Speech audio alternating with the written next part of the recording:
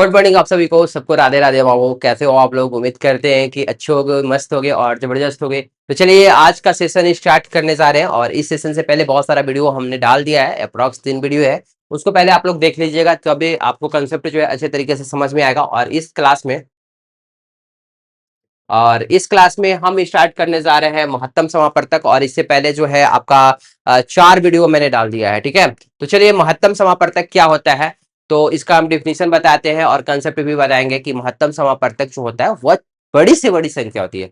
जब भी बात आएगी बड़ी संख्या की, सबसे बड़ी संख्या की या बड़ी से बड़ी संख्या की, जो दी गई संख्याओं को पूरी तरह से विभाजित कर दे या पूरी तरह से काट दे, ठीक है। जब भी काट दे तो महत्तम समापवर्तक, और कट जाए मतलब लघुत्तम समापवर्तक। ये ट्रिक हम बताएंगे अभी। अभी हम आपको बता रहे हैं, डिफिनीशन लिख रहे हैं कि वह सबसे बड़ी संख्या, ठीक है, वह बड़ी से बड़ी संख्या से बड़ी संख्या जो दी गई संख्या को, ठीक है, दी गई संख्या को पूरी तरीके से, पूरी तरह विभाजित कर दे, ठीक है,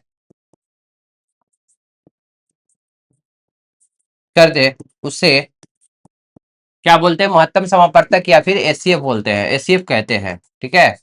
अब इस चीज को समझिए कि मैंने लिखा क्या है, कि हम आपको अभी बताएंगे कि महत्तम समापवर्तक और लघुत्तम समापवर्तक कैसे निकालते हैं। लेकिन उससे पहले हम आपको एक चीज बता दें कि वह बड़ी से बड़ी संख्या जो दी गई सारी संख्या को पूरी तरह से विभाजित कर दे, यानी कि जब विभाजित यानी कि भाग किया जाएगा तो शेषफल 0 आना चाहिए।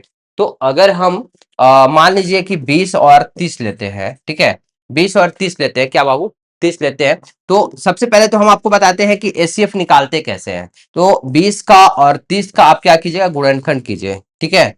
तो 2 से काटिएगा तो यहाँ पे 10 होगा, फिर 10 को काटिएगा तो 2 से काटिएगा तो 5 हो जाएगा। यानी 20 को आप लिखिएगा 2 × 2 × 5 लिखिएगा। उसी तरह से 30 को आप करिएगा गुणनखंड, ठीक है, 2 से काटिएगा तो 15 दूनी 30, और 3 से काटिएगा तो 5 लिख दीजिएगा, है ना। तो अगर आपने लिखा 20, 20 को आप लिख सकते हैं क्या, 2 × 2 × 5, ठीक है, 5 दूनी 10, 10 दूनी 20। और 30 को आप क्या लिखिएगा, 2 × 3 × 5, बचती 15, 15 दूनी 30। अब एचसीएफ भी बताते हैं और एलसीएम भी बताते हैं कि कैसे लिखते हैं। ये मैंने बता रहा हूँ, जो मेथड बता रहा हूँ ये फ्रैक्शन मेथड से बता रहे हैं, ठीक है। गुणनखंड विधि से बता रहे हैं कि कैसे आप निकालते हैं। एचसीएफ और एलसीएम दोनों चीज समझने की कोशिश करिएगा, ठीक है। अगर आपसे एचसीएफ पूछे तो एचसीएफ क्या होगा, ठीक है। जैसे दो देखिएगा तो दो इसमें 2 × 2 है और इसमें सिर्फ दो एक बार है, ठीक है। तो जो कॉमन रहेगा उसी को हम लेंगे, यानी कि दो एक बार लेंगे, यानी दो लिखेंगे, ठीक है। ये दो इसमें है लेकिन इसमें है नहीं तो दो को नहीं लिखेंगे। 5 इसमें है और इसमें भी है तो 5 को एक बार लिखेंगे, ठीक है। और 3 इसमें है, इसमें नहीं है तो 3 को भी नहीं लिखेंगे। यानी दो जो दोनों में कॉमन रहेगा उसी को हम लिखेंगे, है ना। तो 5 दूनी 10, एसीएफ आपका क्या हो जाएगा, ये आपका हो जाएगा 10। अच्छा, मैं एक चीज बता रहा हूं कि अगर हमने कहा कि 20 और 10 का एचसीएफ कितना आया बाबू, तो आपका आया 10। तो 10 जो संख्या है वो बड़ी से बड़ी संख्या है। अब ये चीज समझ नहीं आएगी कि बड़ी से बड़ी संख्या कहने का मतलब क्या हुआ, कि मैंने दो जो संख्या दिया था 20 और 10, अगर इससे विभाजित जो कर दे संख्या की बात करते, अगर हम दो लेते, अच्छा देखिए एक बार, दो अगर लेते या 5 लेते या फिर मान लीजिए 10 लेते, तो ये जो तीनों संख्या है 10 से भी 20 को डिवाइड करिएगा तो आपका विभाजित हो जाएगा पूरी तरह से, यानी कि शेषफल क्या बचेगा, 0 बचेगा। और 10 को 30 से डिवाइड कीजिए, 30 को 10 से डिवाइड करिएगा तो शेषफल क्या बचेगा, 0 बचेगा। अच्छा, 5 से अगर डिवाइड करते हैं, 20/5 लिखते हैं तो पूरी तरह से विभाजित हो जा रहा है। 30/5 भी कर रहे हैं तो पूरी तरह से विभाजित हो जा रहा है ना। अगर 2 से विभाजित कर रहे हैं 20 को तो पूरी तरह से विभाजित हो जा रहा है, और 30 भी विभाजित हो जा रहा है। तो ये तीनों संख्या मान लीजिए, और भी बहुत सारे दो अगर संख्या दिया हुआ है, अगर एचसीएफ की बात करेंगे निकालना है तो और भी बहुत सारी संख्या है जो ये दोनों को पूरी तरह से विभाजित कर देगा। लेकिन मैंने डेफिनेशन में क्या लिखा है, वह बड़ी से बड़ी संख्या जो दी गई संख्या को पूरी तरह से विभाजित कर दे उसी को एचसीएफ बोल देते हैं। तो सबसे बड़ी संख्या कौन सी है, 10 है। 10 से बड़ा और कोई ऐसा संख्या नहीं होगा जो 20 को और 30 को पूरी तरह से विभाजित कर दे, है ना। तो हमारा जो एचसीएफ यहाँ पे होगा, ना 5 होगा ना 2 होगा, क्या होगा, 10 होगा। ठीक है, अब ये चीज समझ में आ गया होगा कि जब भी आप एचसीएफ पूछेगा और बड़ी से बड़ी संख्या की बात करेगा तो आपके दिमाग में सीधे आना चाहिए कि यहाँ पे एचसीएफ पूछ रहा है। क्योंकि एचसीएफ जो होता है बड़ी से बड़ी संख्या होती है जो दी गई संख्या को पूरी तरह से काट देता है। ठीक है, हमेशा याद रखिएगा कि काट देता है, और वही जब एलसीएम पढ़ाए जाएंगे तो कट जाता है। ठीक है, यानी कि विभाजित हो जाता है। अब देखिए यहाँ पे मैंने तो एलसीएफ बताया कि दोनों में जो कॉमन रहेगा उसी को हम एचसीएफ लेंगे, लेकिन अगर एलसीएम आपसे पूछिए तो एलसीएम देखिए 2 into 2 है और इसमें सिर्फ एक बार है, तो मैक्सिमम वाला लेते हैं, यानी 2 into 2 लेंगे। ठीक है, अब 3 की बात करेंगे तो 3 इसमें है, इसमें नहीं है, तो 3 को भी लेंगे। 5 दोनों में कॉमन है तो 5 एगो लेंगे। तो 15 दूनी 30, 15 15 दूनी 30, 30 दूनी 60, यानी ये दोनों का एलसीएम कितना हो जाएगा, 60 है। तो 60 जो है 20 से भी विभाजित हो जाएगा और 30 से भी विभाजित हो जाएगा। ठीक है, तो अब हम आते हैं आपका एलसीएम में।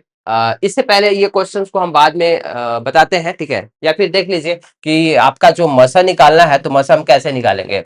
ए के पावर 2 है, यहाँ पे ए के पावर 6 है, तो अगर कॉमन की बात करिएगा तो मिनिमम वाला लेंगे। ए के पावर 2 जो है इसमें भी है तो ए के पावर 2 ले लेंगे।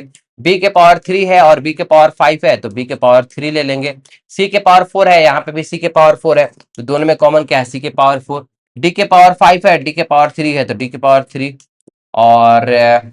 और ई के पावर एफ है, इसमें तो ई के एफ के पावर कुछ भी नहीं है तो एफ को भी नहीं लेंगे, और ई इसमें है, इसमें नहीं है तो उसको भी नहीं लेंगे। तो यही आपका आंसर होगा, एचसीएफ दोनों का ये होगा। एक बार हम फिर से हम आपको बताते हैं, इसमें ए स्क्वायर है और यहाँ पे ए के पावर 6 है, तो दोनों में कॉमन क्या है बाबू, तो आप कहिए कि सर ए स्क्वायर ले लेते हैं, ए के पावर 2 इसमें भी है। अच्छा, बी के पावर 3 है, इसमें बी के पावर 5 है, तो मिनिमम क्या है, बी के पावर 3 वाला, तो बी के पावर 3 ले लेंगे। सी के पावर 4, सी के पावर 4, दोनों में कॉमन क्या है, सी के पावर 4 कॉमन है।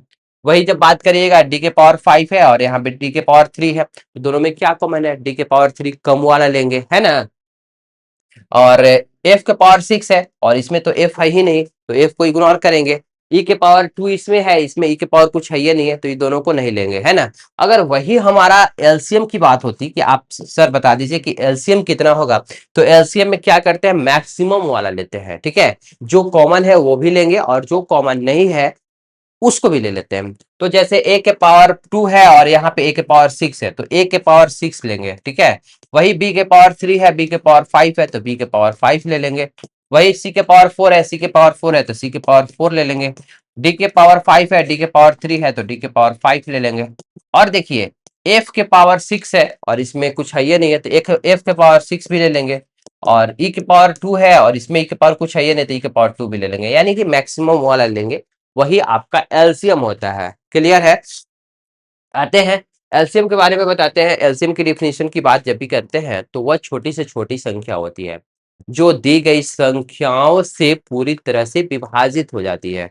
एचसीएफ में मैंने बताया था कि वह बड़ी से बड़ी संख्या होती है जो दी गई संख्या को पूरी तरह से विभाजित कर देता है, यानी कि पूरी तरह से काट देगा।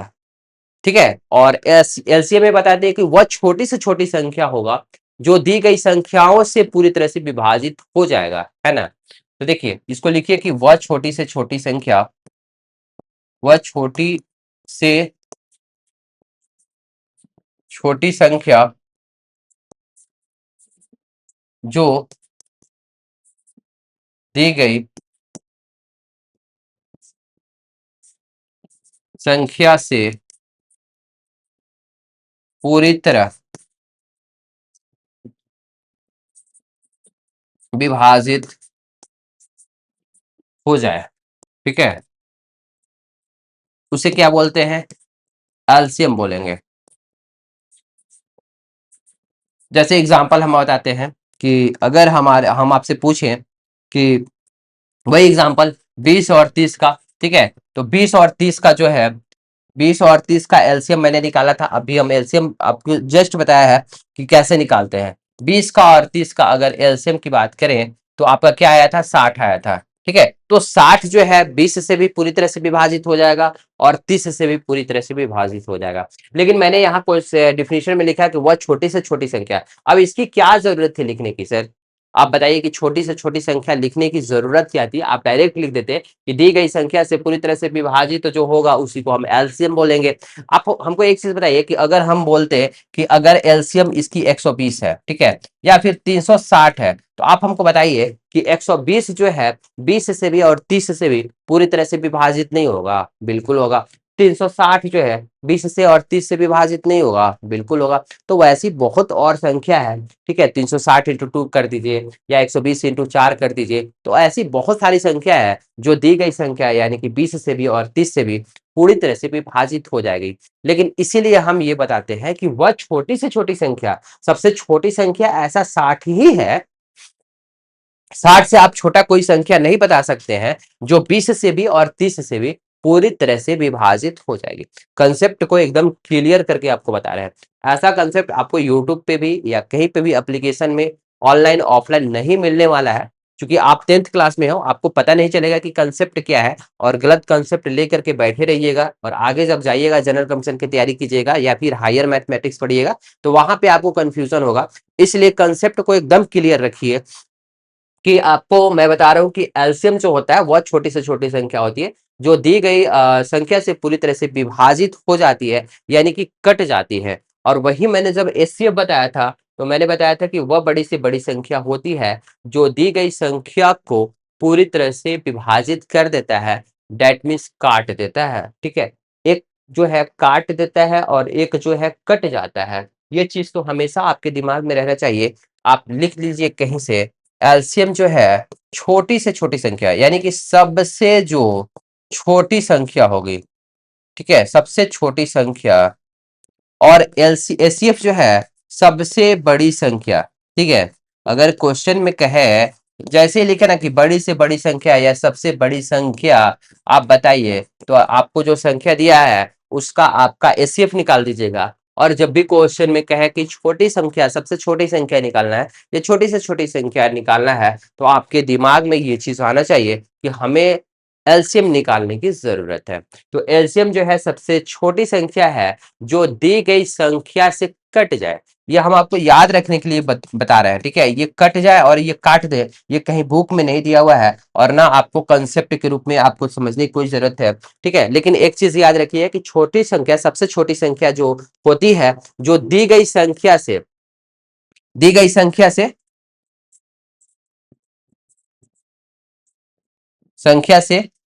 कट जाए, और इसमें होता है दी गई संख्या को, ठीक है, दी गई संख्या को काट दे, ठीक है। तो एक चीज समझ में आ रहा है कि एचसीएफ जो है सबसे बड़ी संख्या होती है जो दी गई संख्या को पूरी तरह से काट दे। ये चीज दिमाग में होना चाहिए। ये सिर्फ हम आपको याद रखने के लिए बताते हैं। कट जाए और काट जो है ना, इसका मतलब ये होता है कि विभाजित हो जाए पूरी तरह से। और पूरी तरह से विभाजित होने का मतलब क्या होता है कि जब आप डिवाइड करिएगा उस संख्या से तो आपकी शेषफल जो आएगी वो 0 आएगी, ठीक है। तो ये चीज समझ में आ रही है। इसके बाद हम आपको ये भी बता चुके हैं कि एलसीएम और एचसीएफ कैसे निकालते हैं गुणनफल विधि से।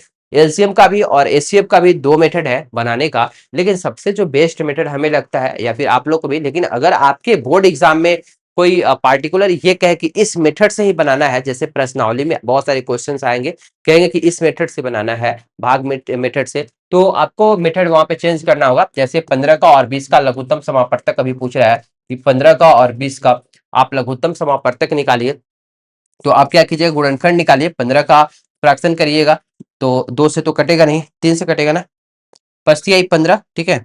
बहुत इजी तरीके से आपको समझाने की कोशिश कर रहे हैं। और 20 का करिएगा तो ये 2 से काटिएगा तो यहाँ पे 10 आएगा, फिर 2 से काटिएगा तो 5 आएगा, है ना। तो आप 15 को क्या लिखिएगा, 3 इंटू 5 लिखिएगा, और 20 को लिखिएगा 2 इंटू 5 लिखिएगा। इसको मिटा देते हैं बाबू, ठीक है। ये तो बहुत इजी था। आप लोग डायरेक्ट भी, अगर आप लोग तेज होंगे, बार बार प्रैक्टिस कीजिएगा, तो ये चीज डायरेक्ट लिख लीजिएगा कि 15 का फ्रैक्शन क्या होगा, 3 इंटू 5 होगा, और 20 का कितना होगा, 2 इंटू 5 होगा। तो अगर आप क्या यहाँ पे एलसीएम पूछ रहा है, एलसीएम पूछ रहा है ना, तो दो देखिए, 2 इंटू 2 इसमें है, 2 बार है 2, और इसमें एक बार भी नहीं है, तो 2 को लिखेंगे 2 इंटू 2, ठीक है। 3 इसमें एक बार भी है, इसमें एक भी बार नहीं है, तो एक बार 3 लिखेंगे, और 5 दोनों में कॉमन है तो 5 भी लिखेंगे, ठीक है।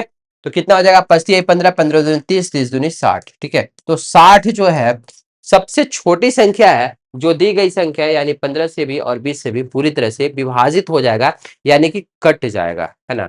अगर वही अगर आपसे पूछता कि सर आप बताइए कि एचसीएफ कितना होगा, तो एचसीएफ दोनों में जो कॉमन होगा वही होगा।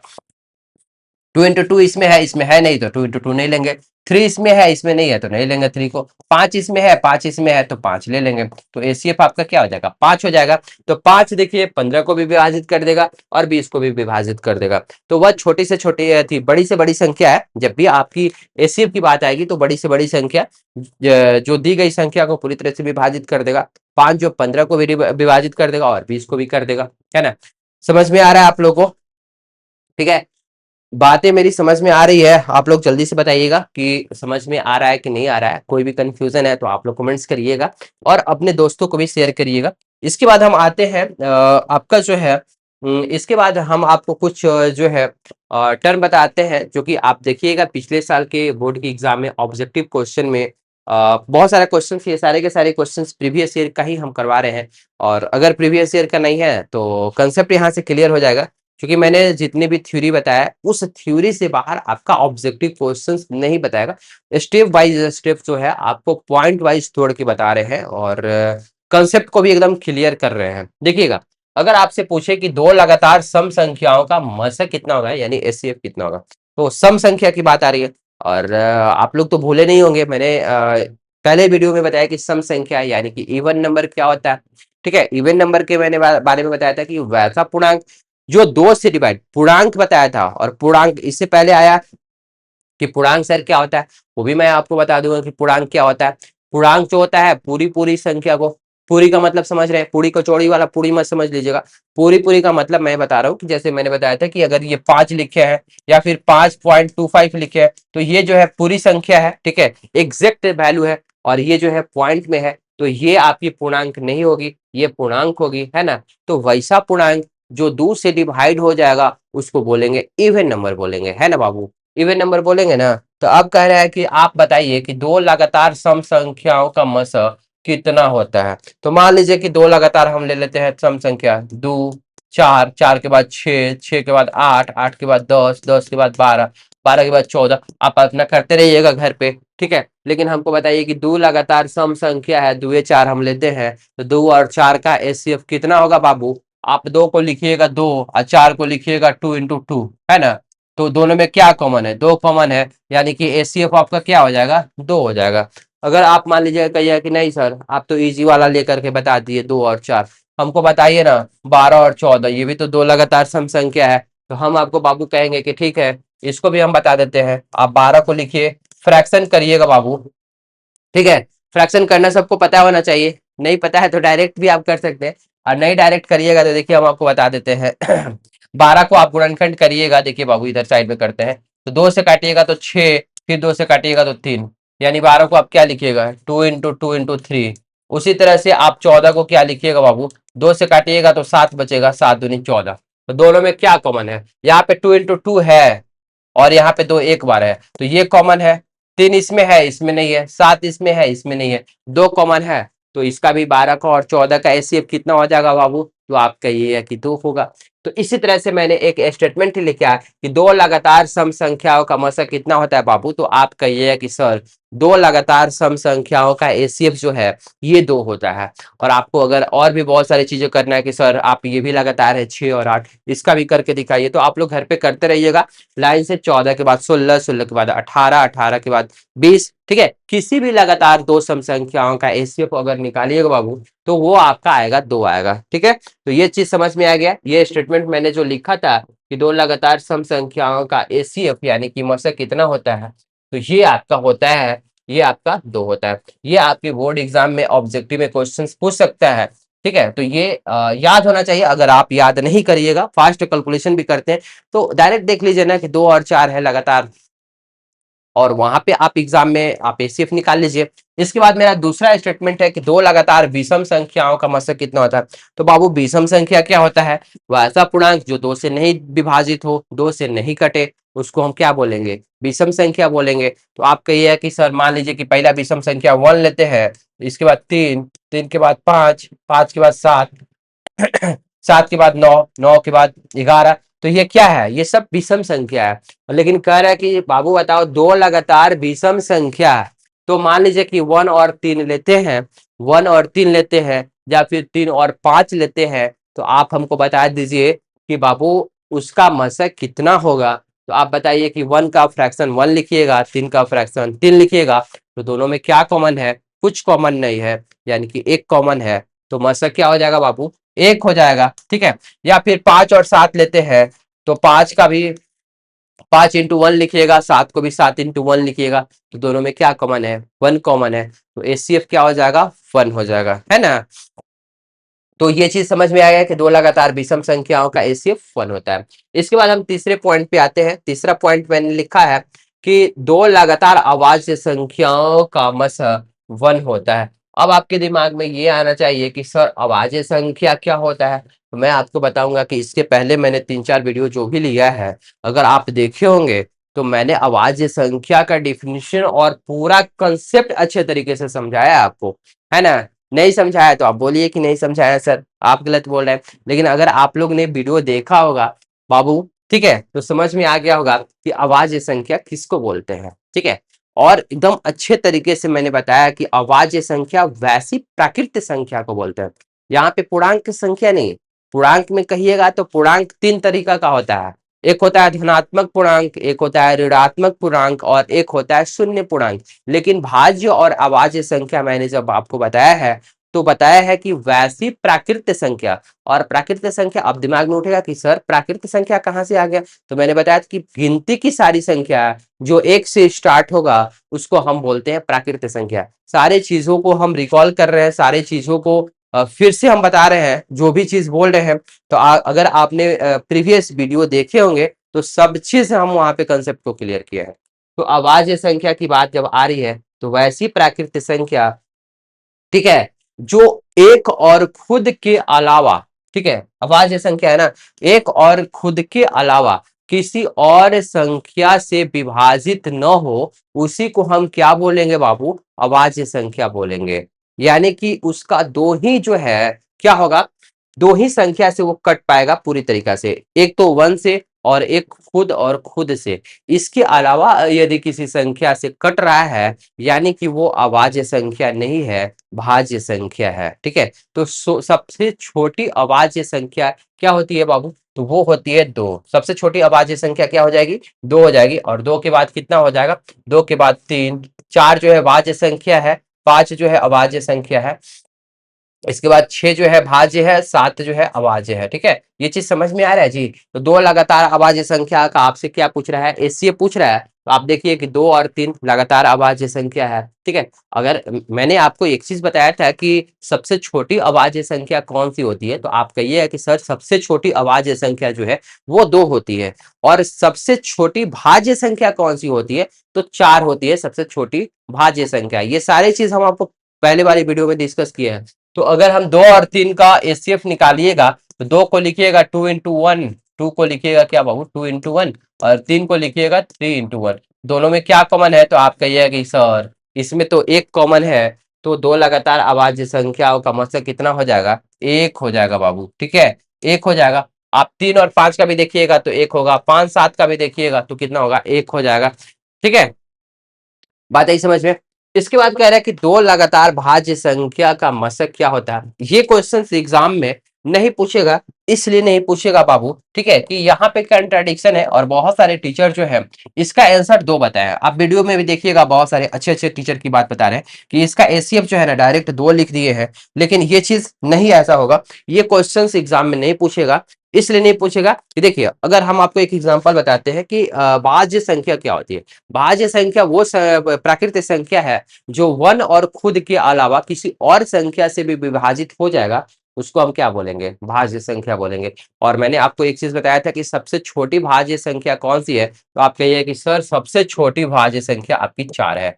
4 के बाद 6, 6 के बाद 8, 8 के बाद कितना, 9 जो है ये भाज्य संख्या है। चूंकि 9 जो है 1 से भी विभाजित हो रहा है और खुद यानी 9 से भी विभाजित, इसके अलावा 3 से भी विभाजित हो रहा है, तो ये भाज्य संख्या है।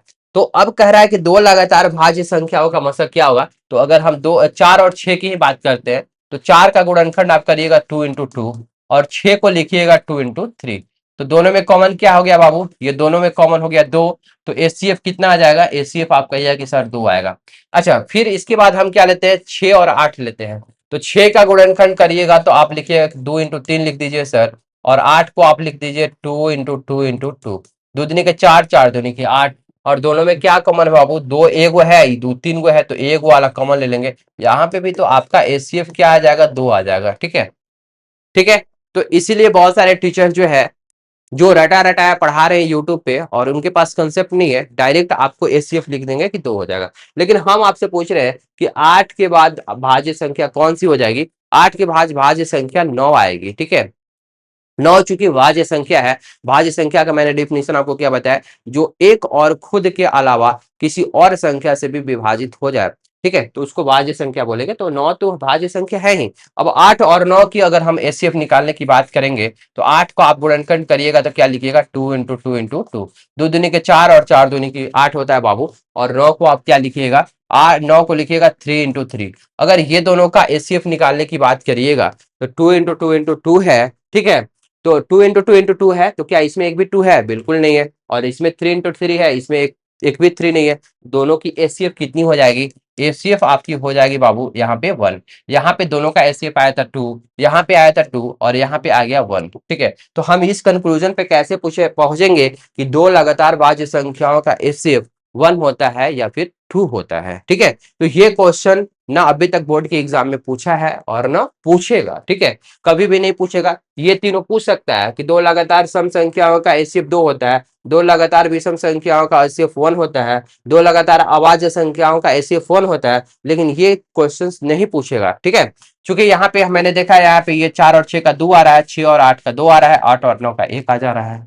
ठीक है, तो यहाँ पे कंट्राडिक्शन हो जा रहा है, तो लगातार वाला क्वेश्चन भाज्य में नहीं पूछेगा, ये फुल गारंटी आपको हम दे रहे हैं। ठीक है, अब आते हैं हमारा अगला जो स्टेटमेंट है, ये मैंने लिखा है कि दो लगातार संख्या का मसा कितना होता है। आप मेरे को बताइए, मैं तो आंसर लिख ही दिया हूं, और सबको पता है कि दो लगातार संख्या का मसा हमेशा 1 होता है बाबू। ठीक है, आप कहिएगा कि सर कैसे 1 होता है, तो हम आपको बोलेंगे कि देखो बाबू ऐसे होता है।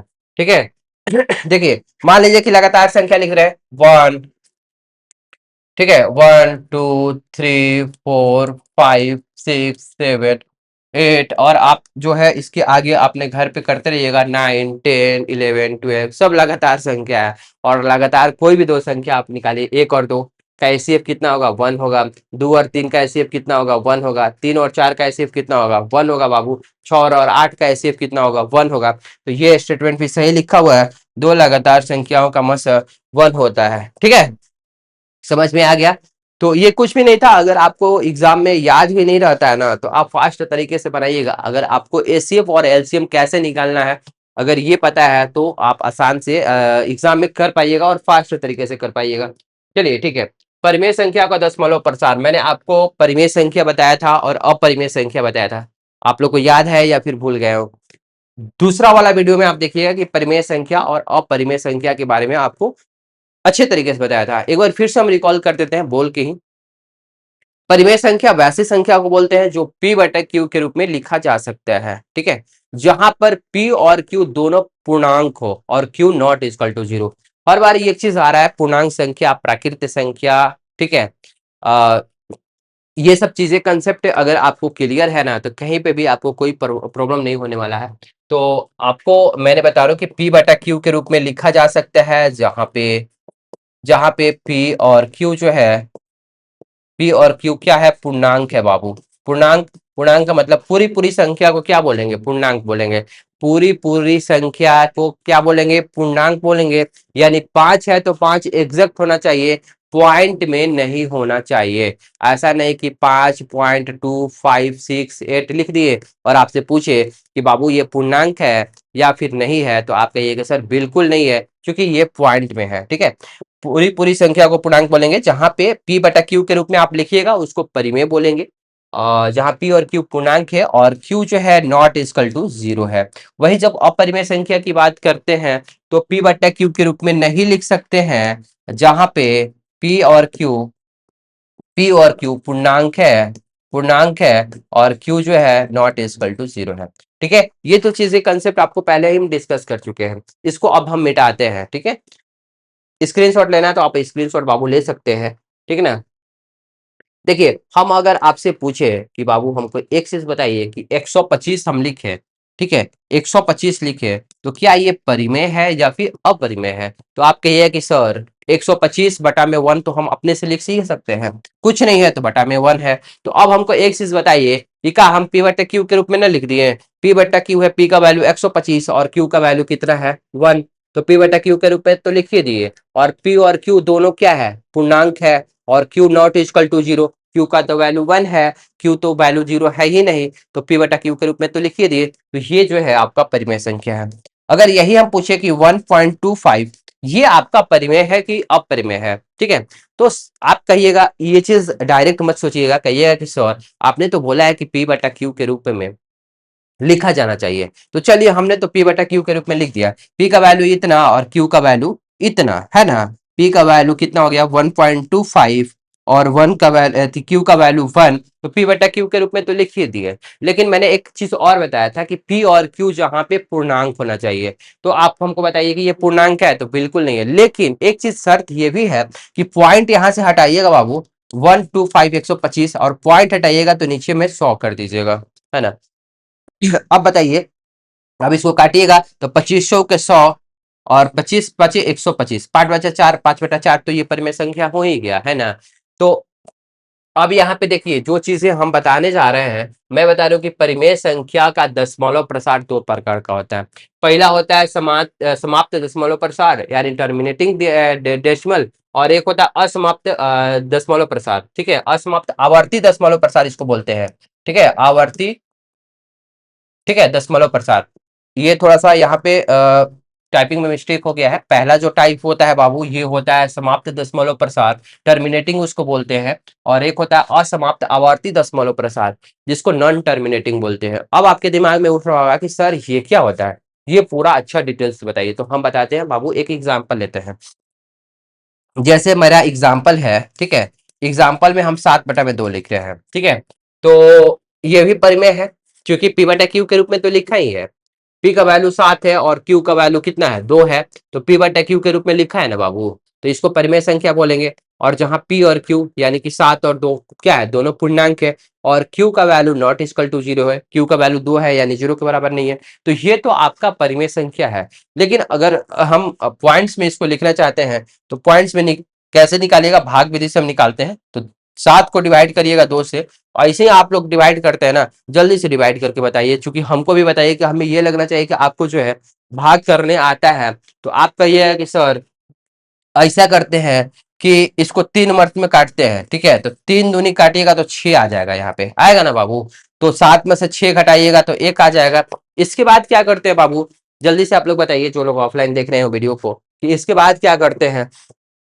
एक जो है 2 से तो कटेगा नहीं, ठीक है, तो हम यहाँ पे एगो दशमलव लेते हैं, और ई दशमलवा लेंगे यहाँ पे, तो यहाँ पे एगो 0 बैठाना पड़ता है ना। तो यहाँ पे हो गया 1 के जगह पे 10। अब बताइए कि 10 जो है 2 से कट जाएगा, तो कहिए कि सर बिल्कुल कट जाएगा। आप क्या करिए कि 5 मर्त में काटिए, 5 दूनी कितना हो जाएगा 10, तो ये कट जाएगा। तो यानी कि 7 को आपने 2 से डिवाइड किया बाबू, तो क्या आ जाएगा 3.5।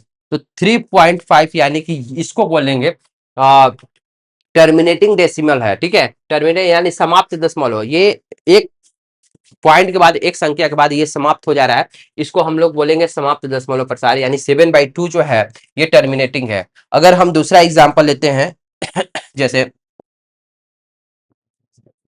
असमाप्त किसको बोलेंगे, ठीक है, असमाप्त बोलेंगे, जैसे कि हम लेते हैं 10/3, ठीक है, 10/3 अगर लेते हैं, तो 10 को अगर हम डिवाइड करते हैं बाबू 3 से, 10 को हम डिवाइड करते हैं बाबू 3 से, तो हम कैसे करेंगे, आप कहिए कि सर ऐसा कीजिए कि कितना मर्त में काटिएगा, आप क्या करिए कि 3 मर्त में कटाइए, तो 3 तिया कितना हो जाएगा 9 हो जाएगा, ठीक है। तो हासिल कितना बचे, 10 में से 9 कटाइएगा तो 1 बचेगा शेष, है ना। इसके बाद आप क्या करिए कि यहाँ पे पॉइंट बैठाइएगा, तो यहाँ पे आ जाएगा 10 हो जाएगा, एक 0 आ जाएगा। अब 10 हो जाएगा तो फिर क्या करिएगा, 3 मर्त में लगाइए, तो 3 तिया 9 हो जाएगा। फिर 10 में से 9 घटाइएगा तो फिर 1 बचेगा। फिर यहाँ पे 3 करिएगा 3 मर्त में, दशमलव तो ये है, तो दशमलव है तो यहाँ पे 0 बैठाइएगा तो फिर 3 मर्त में लगेगा। तो ये फिर इसी तरह से चलते जाएगा, लास्ट में आएगा 3.333333। आप एकदम परेशान हो जाइएगा, ठीक है। तो ये नॉन टर्मिनेटिंग है, यानी दशमलव ये शांति नहीं हो रहा है, ठीक है। इसको क्या बोलेंगे, असमाप्त आवर्ती दशमलव प्रसार, ठीक है। तो आपको समझ में आ गया है कि ऐसा होता है कि आप डिवाइड करते हैं और 3.32 आके इसके बाद कट जाता है यहाँ पे, तो आप करते उसको कि समाप्त हो गया, समाप्त दशमलव प्रसार है। और ये जो है असमाप्त आवर्ती दशमलव प्रसार है। तो ये दोनों टाइप आप लोग समझ पा रहे होंगे कि क्या मैंने बता रहा कि परिमेय संख्याओं का दशमलव प्रसार दो प्रकार का होता है, एक टर्मिनेटिंग होता है, एक नॉन टर्मिनेटिंग होते हैं, ठीक है। अब जो है इसके बाद आप लोग से मिलते हैं नेक्स्ट क्लास में, आज के लिए इतना ही। और थ्योरी पार्ट जो था आपका यहाँ पे एंड होता है, द एंड होता है। इसके बाद हम आएंगे प्रश्नावली में, और जो रियल नंबर का 4 प्रश्नावली है, 1.1, 1.2, 1.3 और 1.4, सारे जो प्रश्नावली है समाप्ति करेंगे और अच्छे तरीके से करेंगे। तो आप लोग जो लोग नए हैं चैनल को लाइक कीजिएगा, सब्सक्राइब कीजिएगा, और थोड़ा सा भी अगर आपको परेशानी हो रहा है ना तो आप लोग कमेंट जरूर करिएगा, ठीक है। समझ में नहीं आ रहा होगा, हम अच्छे तरीके से और समझाने के लिए और बेटर करने का कोशिश करेंगे। आज के लिए इतना ही, थैंक्स।